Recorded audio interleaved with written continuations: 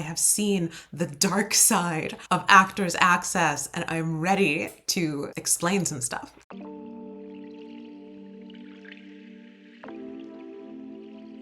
Hi again. It's a super busy week. I'm about to go out of town, but I wanted to hop on here and make a super quick video because I've been on a journey to the other side of Actors Access, and I am very excited to share with you some of the things that I have found so far. So we are in the process of casting for my web series, which feels like totally wild and unreal to say. What I want to do is talk about our casting process so far. Right now we have a bunch of submissions, and now we're starting to send out auditions, but I think it'll be useful to dig a little bit deeper, share a little bit more of this process, because it's my first time since like college being on this side of casting, and I think that all actors can gain a lot from being on this side of the table. All of this is stuff that is happening, decisions that are being made before we even see your audition to decide whether you will receive an audition. And I guess I'll just say, like, big, bold disclaimer on this, I am not a casting director. I always have tons and tons of respect for casting directors all the time. I love them, and I, worship the ground they walk upon and everything. But working on this process has given me even more perspective on the work that they do, especially with like the volume of submissions that people send in, and having to use Actors Access, a website that is not designed for human use, or Breakdown Express, which is the casting side of it. But coming back to the actual process, not a casting director, but I am heavily involved in the casting process for this project because it is my baby and I'm the lead producer, and I'm invested in this project being the best that it can be. So of course I'm gonna get my grubby little hands on the casting process. So of course I'm gonna be involved in the casting process. So I'll start with the beginning. I wrote the thing, and so I had people in mind as I was writing it. I had like celeb, sparkly people in mind, and then I also thought about like, oh, this friend of mine who I've worked with before could be really great for this. So when the time came, like I did a reading of it last summer, and I asked some pals who I've worked with before and whose work I really love. So I guess one thing I would say to all of you aspiring actors out there is that you never know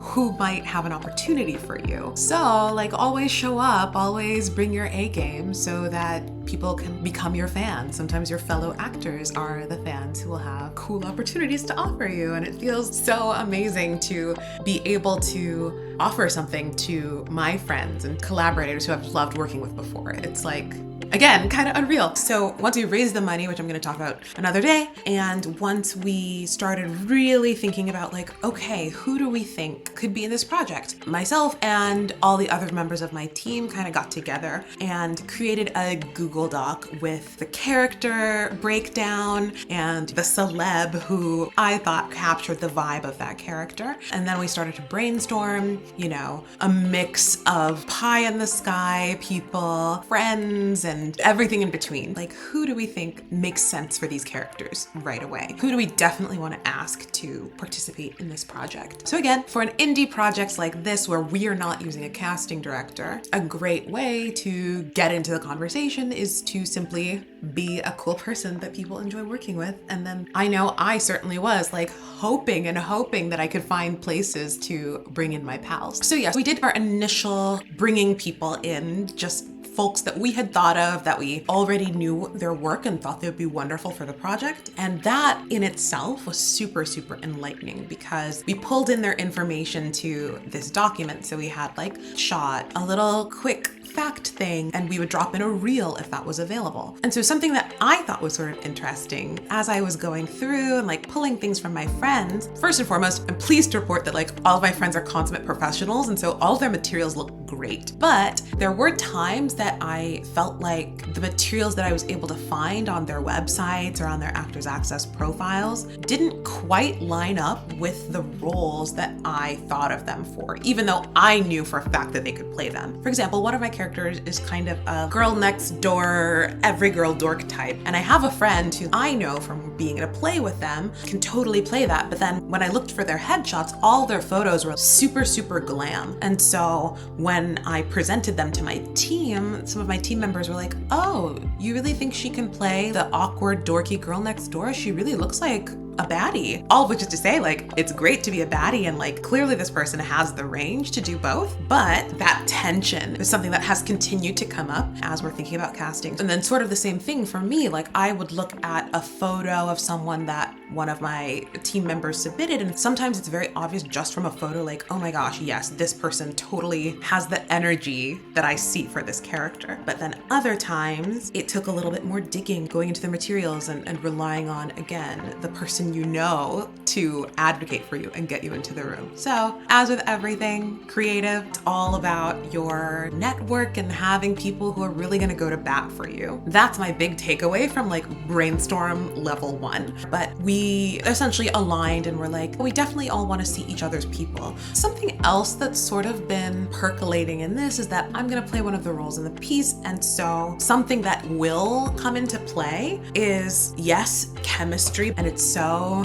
as an actor, like, but this is a reality of the work too, is like, oh, somebody who looks really similar to me may not be the best person to play opposite me if we're meant to be really, really distinct, contrasting characters, you know? Or in this project, I have human characters and God characters. And so the way that the human characters and the God characters are different from each other is going to have to come through in the performances. And part of our process and part of my ethos and my goal with this project is to expand people's understanding of what a divine, magical world can look like. And so we're pursuing a super diverse cast across all dimensions of identity. So gender, sexuality, race, etc., etc. We're super, super excited to see people from all different backgrounds in these roles. And so it's really exciting and interesting to think about, like, okay, next to each other, do we understand who these people are? This is already starting to filter into our process, and I'm sure will become even more involved and complicated as we actually see people work with the material that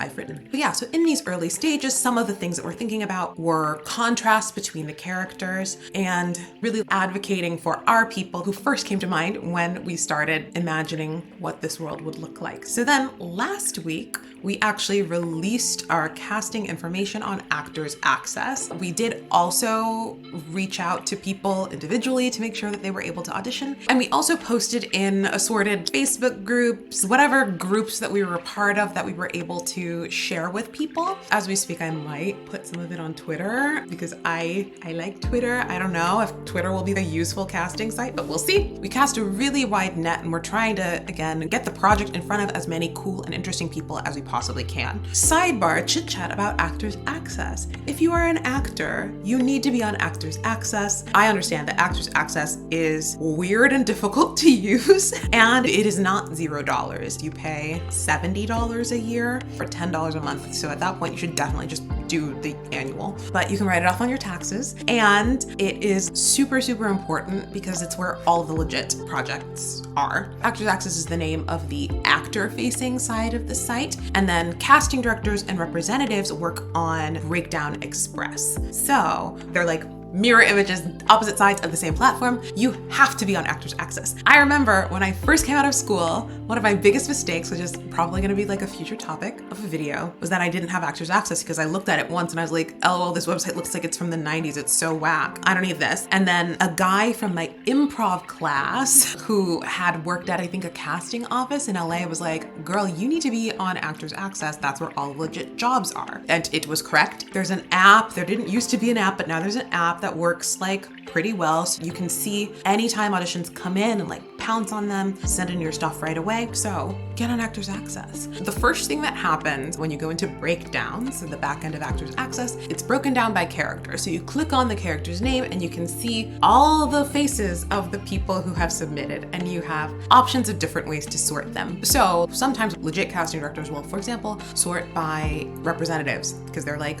oh, this big agency always submits great people. I definitely want to see their people first. For us, we just accepted submissions from the general public, the general user base of Actors Access, so we have not really sorted it like that. Something else that's like true and annoying is that the more materials you have hosted on Actors Access, the higher you appear in the initial sort. The initial grid of many, many small faces is by default sorted by who has uploaded the most stuff. So again, the more you pay the platform, the sooner you appear on the page. So it's incentivized in that way, which is annoying, but that's just real talk. Again, casting folks will often sort in their own way, but I just want to point that out. I will link to a casting director who occasionally posts some more detailed explanations of how they use Actors Access or Breakdowns Express on their end to clarify, but I do not feel qualified to talk about that. Maybe one of these days I'll see if a casting director wants to come on here and talk about it. That could be fun. But yes, our director has been going through and looking at all the faces and watching people's videos, watching their slate shots, all of that good stuff. She is really going through with a fine-tooth comb. And I would assume that amount of fine-tooth comb detail effort is what the average casting director is doing. So we've had like 500 plus people submit for this project, and she has watched over 500 of these videos, which is truly amazing. Again, director, slay, casting directors, slay, slay. It's an incredible task. But some of the things that I think are really important is like you're on a grid, you're in a maybe like 1 inch square. So it's so important that your photo sticks out in a crowd. And so when I got my headshots done last year, one of the things that I did was look at all of them in a grid, really small, so that I could think about which ones really catch the eye, because that is how casting is looking at it. It's not like a gallery where every person really gets a moment. It's a huge page. Where does my eyeball go? That can make a difference.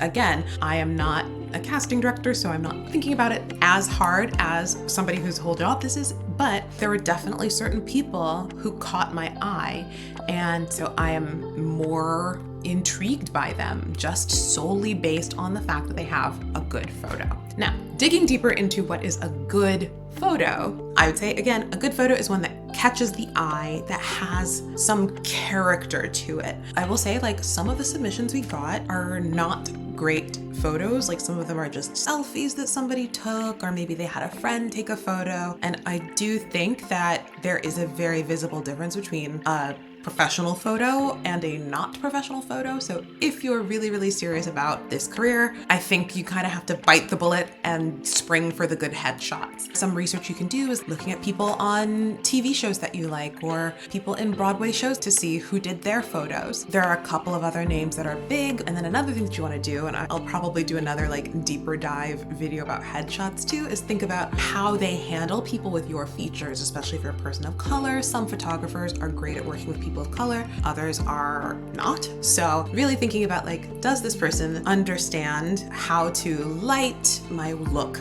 I really loved working with my headshot photographer last year. I might see if I can have her on, maybe do an interview and talk about headshots in more detail, because she is so cool and such a powerhouse. But yes, so the thing about headshots is that sometimes the best picture, like the hottiest hottie picture of you, is not the right picture to use, because looking good is not really the point. I guess if you're a model, there are modeling gigs on Actors Access, so it may be worthwhile to like have a photo that's modelly. Like, sometimes it is a matter of just being like, this is an attractive person. But I will also say, having done some modeling, there is an element of character to that too. And again, it doesn't have to be like the hottiest hottie in the room to be a compelling person that can sell whatever people want to sell. The point is having a character, having a sense of who you are coming through the photo, having a little light behind the eyes. You would be surprised at the different ways that a photo can express that. All of these things combine to hopefully create an eye-catching headshot, so that even the goofiest clown person who's not actually a casting director is still drawn to you. So that's kind of like screening level 1, right? Screening level 2 is, what are your materials? So you have the option to upload more photos. You get 2 free photos on Actors Access, and then you pay for subsequent photos. You pay for slate shots, which is where you basically say your slate, which is like, hi, my name is Zena Ellis. I'm 5'7" and I'm based in New York. God knows how many times I've said that in my little life. You can upload many videos. You pay for video hosting, but that might be changing soon. I do think, and I am trying to be conscious of this with this process as well. So I am really, really cognizant that there is a literal, actual financial cost to this. How expensive it actually is to start an acting career is a greater issue that I want to dig deeper into on this page as well, because I do believe that something's got to give. And so yeah, I'm trying to do my part to make this career more accessible and make this opportunity accessible. But yeah, in the world as it is, some of these things are just kind of expensive bummers. And I guess the trade-off is like the $5 for another photo, or the $20 a minute of video footage, which again, like, yikes. If you book a job, that money becomes theoretically negligible. Again, labor tangent. How should we feel about the entire industry hinging on the, well, if you book a job, then everything is totally worth it, but there's no guarantee. I could go on, but yes, at this stage, with the caveat that the way Actors Access works is, you know, capitalistic and annoying, and like they are truly out here to make money, even though the website is so whack. You can upload many different videos, and so you can decide which video you want to be seen for a certain character. So I have like a couple of different clips, and depending on the kind of character I'm going in for, maybe I'll send a more dramatic clip or a more comedic clip. There are more deeper ways that you can think about this, but that's sort of like the basic idea. So again, the first screen is like, is the clip good? That's level one. The clip should be good. A good clip can be like this, as long as we can like see you and hear you and see your work. Like, that's great. It doesn't have to be a reel. In fact, I am still in the process of building my on-camera reel, although I do have a good amount of footage from musical theater performance. But yeah, level one is that it is good. But level two of the materials is that it should align with the character that you have submitted for. Also pretty self-explanatory. But level three that I have seen in this process that you may not yet be thinking about is that your materials should also align with each other. Like, they should make sense all together. So for example, we've had a couple of people send in things where their headshot looks a certain way, and we think, oh, this person could totally be X character based solely on the headshot. And then you click into the materials and you see they're real, and you're like, oh, whoa. This person's way of acting, or the way they appear in action, is so different from the character that I get from their headshot. And so I think it's worthwhile to really take the time to reflect on, I don't really subscribe to type, but what you bring to the table, what your energy is, and making sure that that energy that's actually in your acting is also reflected in your photos, so that when people see the photo, they get you, and then they click on your materials and they are reaffirmed in their understanding of who you are. So again, the big takeaway that I am getting from this experience is really, really understanding your brand, type, energy, like whatever you want to call it, really digging deep, thinking about how everything about you, your photo, your reel, your slate shot, how can that be as revealing as possible? Help them understand what you would bring to a character. Something else that I have noticed in this process is that we have had some people, because again, we released it publicly, we've had some people submit to these roles who didn't really fit what we had asked for in the roles, which is fine. And like, sometimes it's exciting to be surprised, but it can raise a question of, did they actually read the breakdown? Do they just kind of submit to everything all willy-nilly? Do they understand what this role is asking for? So again, I do think, and especially for people of color, we should go absolutely ham in terms of submitting for roles that we really think we're right for. But if the role is meant to be a young man and you are a 70-year-old woman, maybe you don't want to audition for it. Again, I'm not a casting director. I don't know if there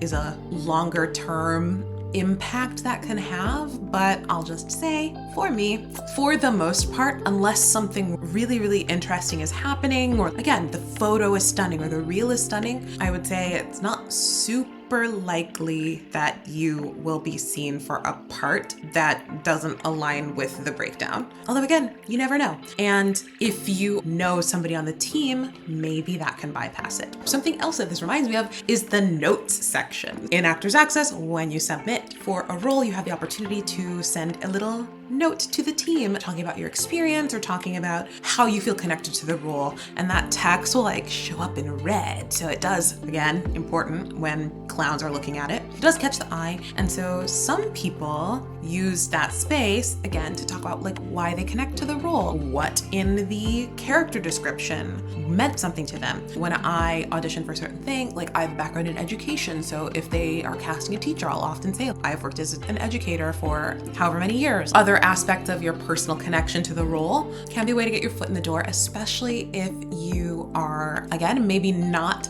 an obvious visual match for the role. Something else that you can do, if you know somebody on the team, you can give a little shout out to them in the note, which makes the person reading it feel very happy and possibly more likely to look a little more closely at your submission, if not necessarily give you an audition, right? So I do encourage you to really take the time, read through the breakdown, see who the director, writer, producer are on the project, and write them a cute little note if you want to say, hey, I think that is great practice. I was talking about this with the rest of my team and we agree. Like, we love to see a little note and it reminds us to pay a little extra attention to you. However, some people just used the note space to give what looks like kind of boilerplate material. So it'll just say, I think I'm great for this role, or like a list of accomplishments. And again, I think accomplishments are great, but if you're saying you're great for the role, I'm curious about why you're great for the role. Again, some of the people who were not obvious visual matches,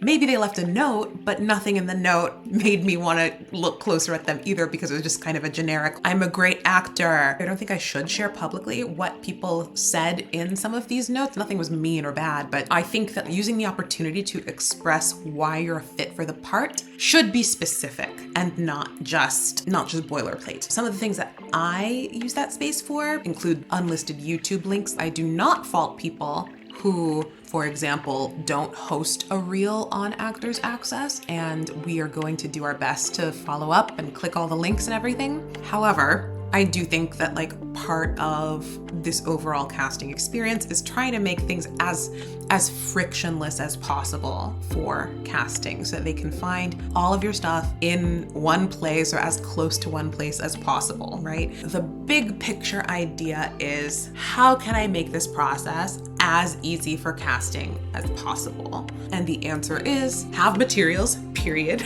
Understand who you are, take the time to really think about that, ensure that your materials line up with that, make them consistent, integrated, and then ensure that all of those materials are in a place that is easily accessible for decision makers to find. So I do encourage you to really take the time to make sure that whatever you're bringing to the table aligns and will get your foot in that first door. There are many, many doors to open in this process. So the before the audition prep is what will get you in the first door. So that's what today is. I'm gonna go through and do an audit of my materials and take the time, do the soul searching to think about like, does my stuff really represent what I bring to the table? Does it get me in the door? So I encourage you to take the time to do the same thing. And again, like, comment, subscribe, watch this space for more thoughts, more information about being a creative multi-hyphenate, being a working actor. It's been a cool learning process so far, and I'm only gonna learn more, and I'm excited to share it with you. So